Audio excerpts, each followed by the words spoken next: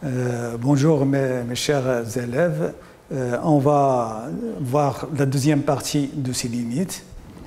On a déjà vu la dernière fois quelques limites usuelles qu'il faut apprendre ou comprendre.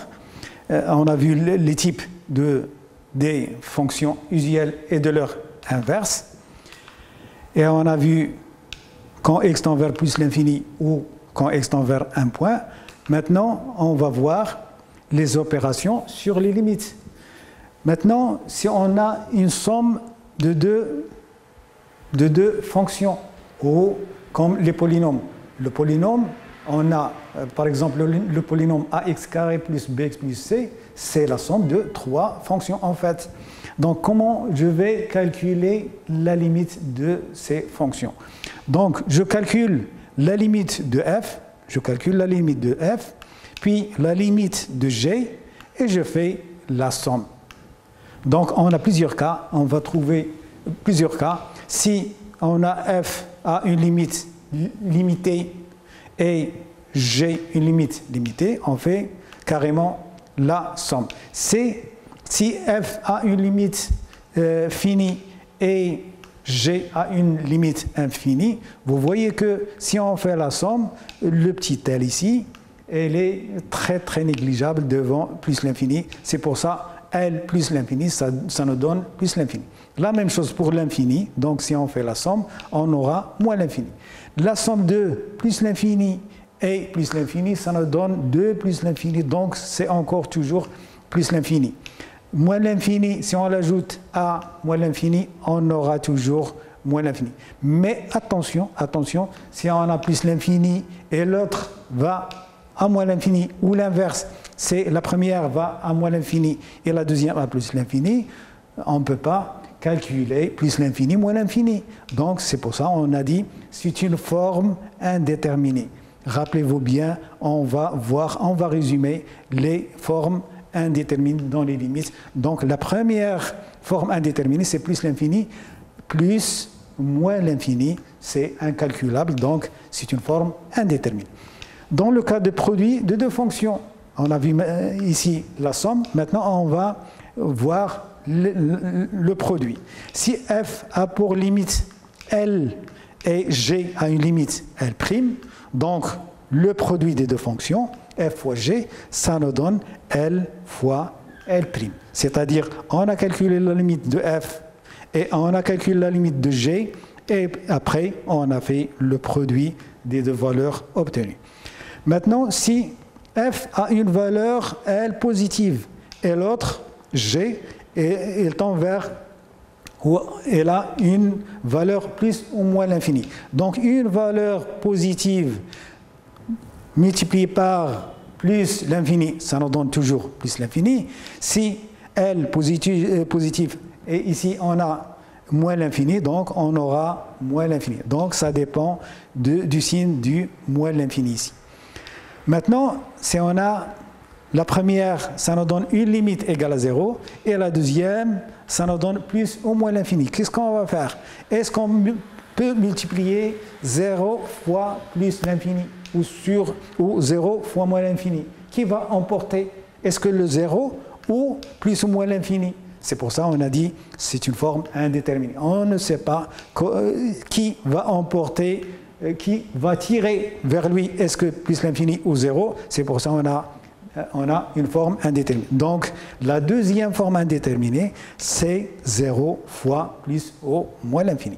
La dernière, donc on a ici l'infini, que ça soit plus ou ça soit moins, donc on a fait ici plus l'infini, donc égal, ça nous donne l'infini, mais ici, il faut faire attention, si on a plus ici et ici plus, ça nous donne plus, si on a moins et moins, ça nous donne plus, et si on a l'un des deux moins et l'autre plus, donc le produit, ça nous donne un moins.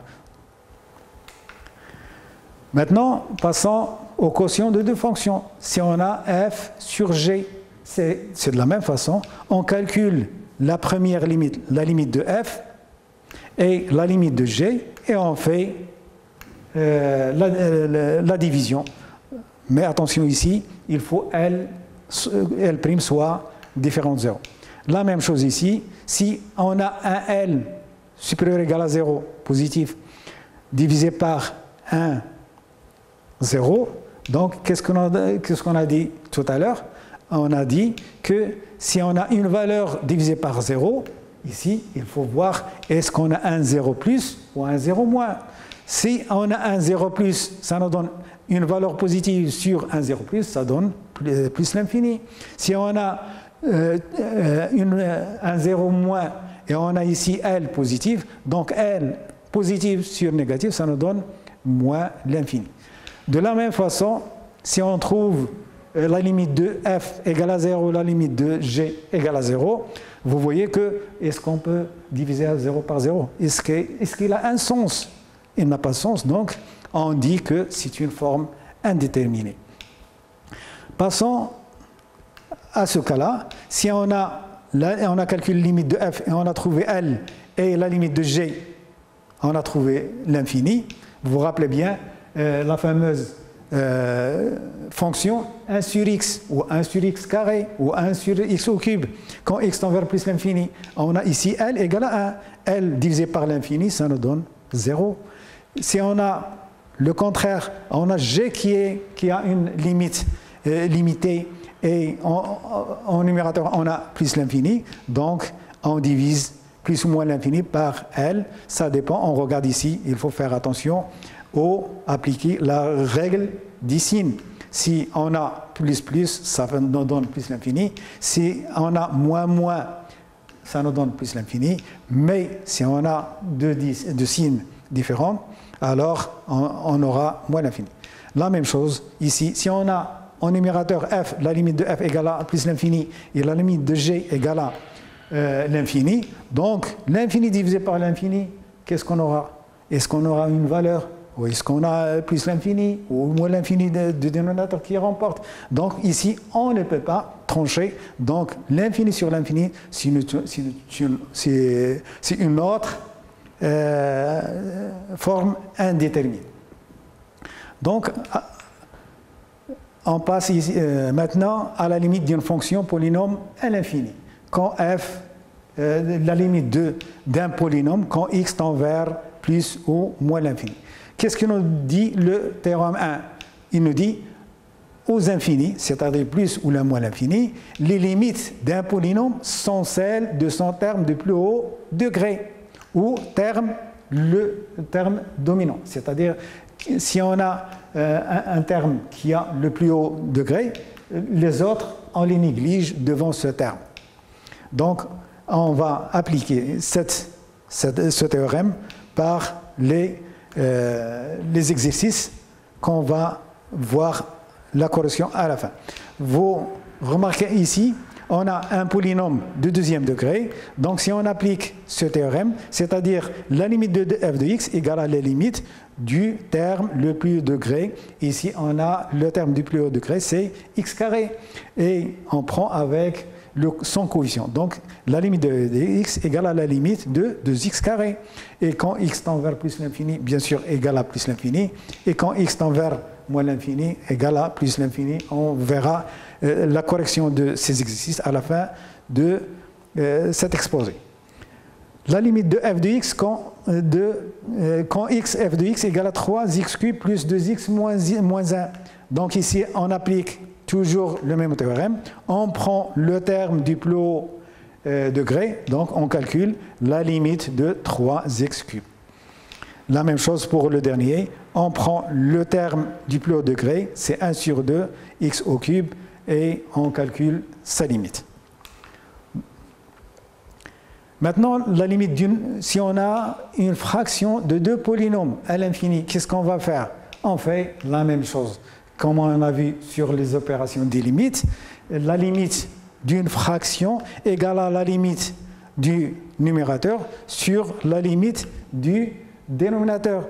Donc, si on applique le premier terme, la limite du numérateur, c'est la limite du plus haut degré. Ici, on a 4x. La limite du deuxième polynôme, le plus haut degré, c'est 2x, donc c'est égal à la limite de 2x. Donc, on prend la limite de ceci sur limite du deuxième polynôme. Donc, le terme nous dit ou l'infini, les limites d'une fonction rationnelle sont celles du quotient du terme du plus haut degré du numérateur, terme dominant, et du terme du haut degré du dénominateur. Donc ici, on voit bien que 4x sur 2x, on aura 2, comme vous allez voir à la fin de la séance. La limite de ce quotient de polynôme égale à la limite des plus hauts degrés du numérateur et du dénominateur. Ici, on a x carré sur 2x. On peut simplifier par x et on aura x sur 2 ou 1 sur 2 multiplié par x. Et comme x tend vers plus ou moins l'infini, donc égal à plus ou moins l'infini.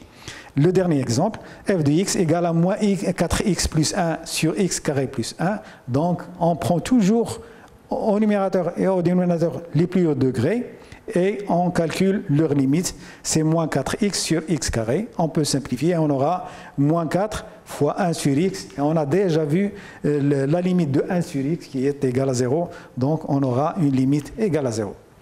Donc, en résumé, ici, on rappelle les formes indéterminées qu'on a vues précédemment. Il y a le 0 sur 0, il y a l'infini sur l'infini, que ça soit plus ou moins, et on a 0 fois l'infini, et on a plus l'infini moins l'infini.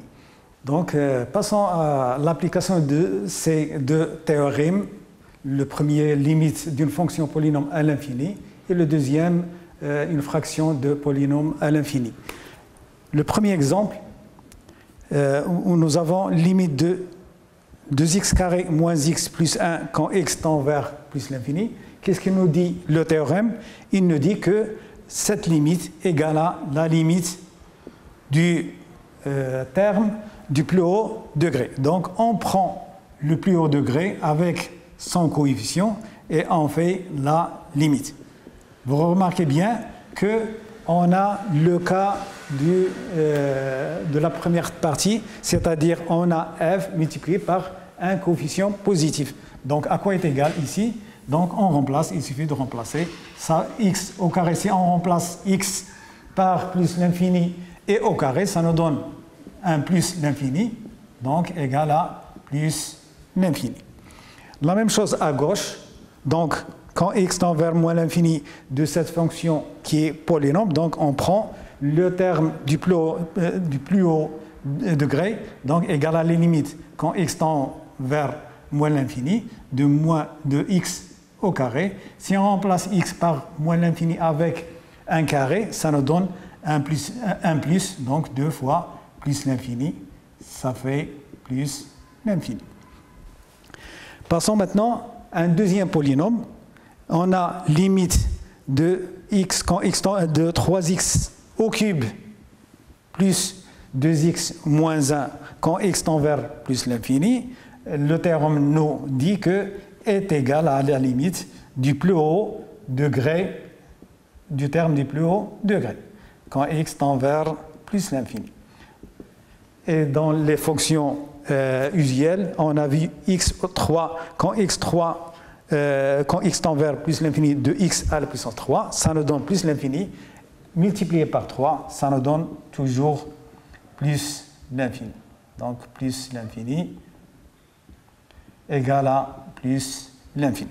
Maintenant, passons à moins l'infini. Le calcul de la limite, la même chose. Le théorème nous dit qu'il faut prendre le terme du plus haut degré égal à 3 fois moins l'infini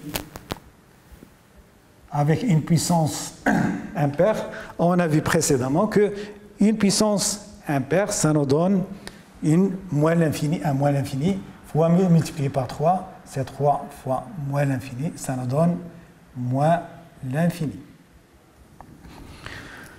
Le dernier exemple, on a limite de x de moins 1 sur 2 de x à la puissance 3 plus 5x carré moins 7x plus 1 quand x tend vers plus l'infini. De la même façon, on prend le terme de plus haut degré avec son coefficient égal à la limite de moins 1 sur 2 de x au cube sur x quand x tend vers plus l'infini. Donc x au cube, comme on a vu précédemment, ça nous donne 1 plus l'infini. On le multiplie par un nombre négatif fois plus l'infini. Ça nous donne un nombre négatif multiplié par plus l'infini. Ça nous donne 1 moins l'infini. Le dernier exemple, donc la même chose, on fait de la même façon, égal à moins 1 sur 2, x à la puissance 3, x tend vers moins l'infini. Si on remplace x par moins l'infini, ça nous donne moins 1 sur 2 fois moins l'infini à la puissance 3. C'est une puissance impaire, donc ça nous donne un moins l'infini est égal à moins avec moins, le moins avec le moins, ça nous donne 1 plus l'infini. Passons au théorème, le deuxième théorème des fractions de polynômes en plus l'infini et moins l'infini. Si on veut calculer des limites de ce type, donc on a un rapport de deux polynômes. Ici, on a deux polynômes du premier degré. Cette fonction, vous l'avez vue l'année dernière, et vous l'aurez dans le régional très souvent. Donc, à quoi est égal? Égal à la limite du plus haut degré ici. C'est quoi le plus haut degré? C'est le 4x. Et en bas, le plus haut degré, c'est 2x plus l'infini. Vous remarquez ici, on peut simplifier. Égal à 4 sur 2, égal à 2. Très simplement, quand vous avez des fonctions de ce type, il suffit de prendre les coefficients de x. En haut, le coefficient de x, ça fait 4. Et en bas, vous avez le coefficient qui est à côté de x, ça fait 2. Et c'est bon. Mais il faut justifier, bien sûr. Il faut appliquer le théorème qu'on doit prendre le plus haut degré des deux polynômes.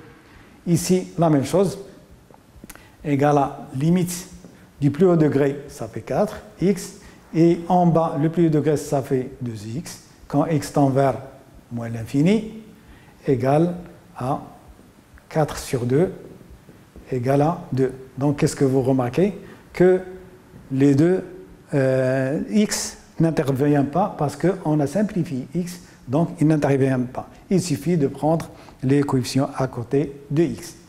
Maintenant, regardons ce limite.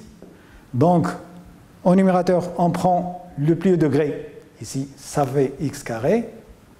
En bas, on prend le plus haut degré, c'est 2x, x tend vers plus l'infini.